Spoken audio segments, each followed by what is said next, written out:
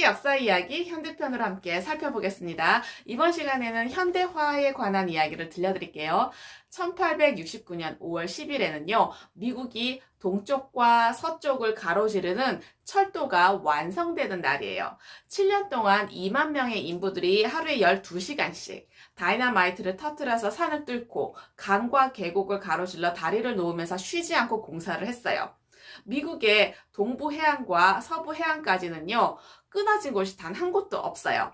철도가 놓이기 전에 뉴욕의 사업가가 캘리포니아로 출장을 가기 위해서는요, 한 달이나 걸려서 역마차를 타거나 남아메리카 남쪽 끝을 돌아가는 그 배를 타야 했어요. 그런데 이제는요, 닷새 만에 출장을 갈 수가 있게 되었어요. 그리고 이 철도는 시간에 대한 개념도 바꾸어 놓았어요. 지금까지 세계의 모든 도시들은요, 태양의 위치를 보고서 시계를 맞추었어요. 해가 하늘 꼭대기에 있는 그 시간이 바로 정오인데, 그런데 지구는요, 표면이 둥글잖아요. 그렇기 때문에 동쪽에 있는 도시의 정오와 서쪽에 있는 도시의 정오는요, 달라요. 동쪽에 있는 도시의 정오가 더 빨리 오죠. 1869년에 뉴욕시의 시계가 정오를 가리킬 때 보스턴의 시계는 12시 12분이었고 서쪽에 있었던 캘리포니아주는요 8시 32분쯤이었어요. 그렇다면 도시와 도시 사이의 수백 킬로미터의 거리를 빠른 속도로 달리는 그 기차들은 무슨 방법으로 정확한 시간에 승객들을 내려놓을 수 있을까요? 네.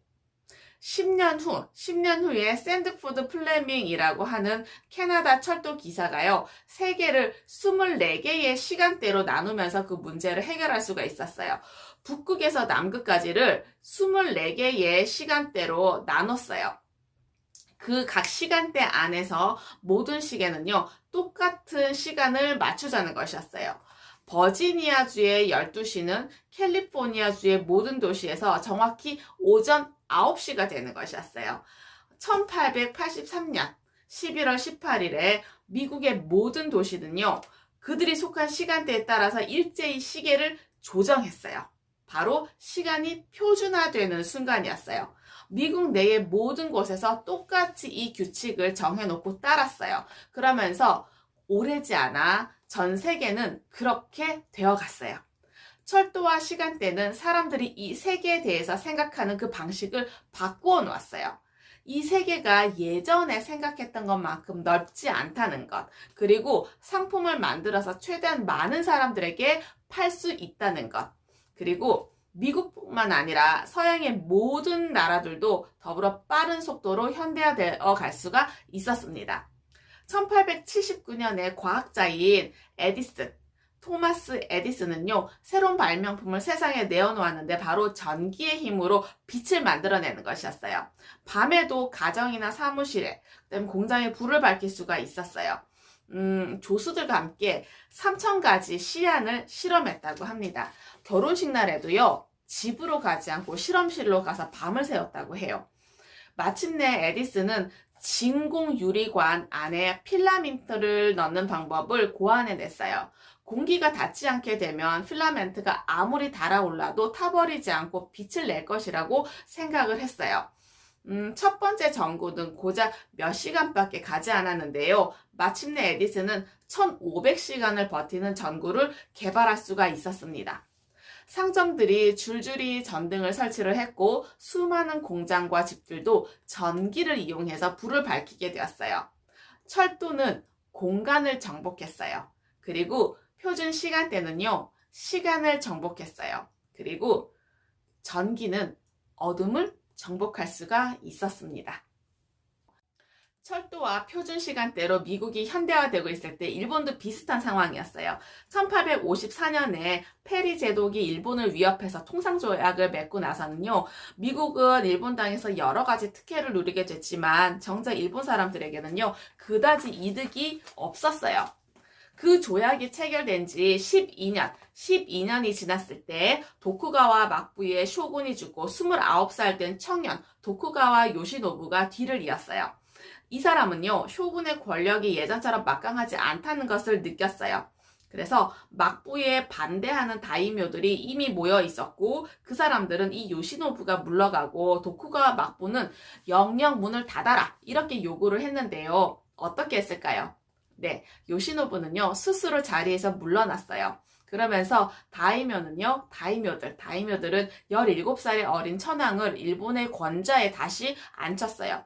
쇼군들이 지배해왔던 그 도시 에도는 도쿄라고 이름을 바꿔서 천황의 도시가 되었어요. 막부에 충성을 바치는 사람들, 그 다음에 천황에 충성을 바치는 사람들은요, 1년 동안 격렬하게 싸웠어요. 누가 이겼을까요? 천황의 군대는 서양에서 사들인 신식 대포와 소총 덕분에 승리할 수가 있었어요. 천황을 다시 권좌에 앉힌 다이묘들은요, 이 사건을 메이지 왕정 복고라고 불러요. 천황이 나라를 지배하는 전통적인 제도가 다시 돌아왔다라는 뜻이지만요. 실제로는 그렇지 않았어요. 천황은 그전보다 더한 권력을 전혀 가질 수가 없었어요. 일본은 천황을 에워싸고 조정하는 유식한 다이묘들이 지배하는 나라가 되었어요. 다이묘들은요. 서양의 신식 문명을 배우고 싶었어요. 서양과 대등한 수준의 나라가 되려면 먼저 그들의 선진 학문을 배워야 하고 기술을 배워야 한다고 생각했어요. 그래서 젊은 사람들을 유럽으로 보내서 공부시키고 프랑스 전문가를 초대해서 조선소를 짓게 하고 미국의 광산 전문가를 초대해서 탄광 파는 법을 가르치게 하고 영국의 공장 전문가를 불러서 방적 공장을 짓게 하고 이런 교육을 계속 시켰어요. 1872년 모든 일본인들은요 공식적인 행사, 집회에는 반드시 서양 의복을 입고 나가야 한다는 조치까지 내리게 된 거죠. 네, 1876년에는 다이묘들이 사무라이들에게 이제 칼을 몸에 지니고 다니지 말아라 이렇게 얘기를 했어요. 수세기 동안 일본은 봉건제도였잖아요. 다이묘들은 사무라이들에게 성을 주고 사무라이들은 다이묘들을 생명과 재산을 지키는 그런 싸움을 하는 그런 봉건제도의 속에서 살아왔는데 그런데 이제는요 봉건제의 정점인 그 쇼군이 없어졌어요. 한 명의 천황이 있고 새로운 군대가 생겼어요. 그러다 보니까 사무라이는 이제 필요가 없게 된 거죠. 직업 무사인 사무라이가 아니라 징병한 병사들로 구성이 되었어요. 군대에 들어가 급료를 받고 그 받는 대가로 싸우게 된 거예요. 사무라이들이 좋아했을까요? 지금까지 누려왔던 자신들의 지위를 잃고 싶지 않았어요. 그래서 반란을 일으켰는데요. 징병으로 구성되어 있는 새로운 군대 그리고 사무라이의 무리 누가 이겼을까요? 네, 오랜 수련으로 뛰어난 무술을 갈고 닦았던 사무라이들이 서양에서 들어온 그 소총과 총검 앞에서는요 속절없이 무너져 나갔어요. 1884년에 일본은 새로운 헌법을 제정을 했는데요. 이 일본 정부는 독일의 정부를 모든 면에서 따라하고 싶었어요. 빌헬름 2세가 독일의 황제인 것처럼 일본의 수장은 천황이었어요. 나라의 모든 살림은요, 내각이 운영하는 그 제도를 택했어요. 서양 여러 나라들이 채택한 정부의 형식을 일본도 받아들이게 된 거죠. 이 시기를 메이지 유신 시대라고 하지만 천황의 권력은 전혀 새로워지지 않았습니다. 천황은 단지 하나의 상징일 뿐이었죠. 네, 어떠셨나요? 과거의 지혜와 지식을 통해서 현재와 미래 삶이 좀 더 의미 있고 풍성해지시길 기원합니다. 감사합니다.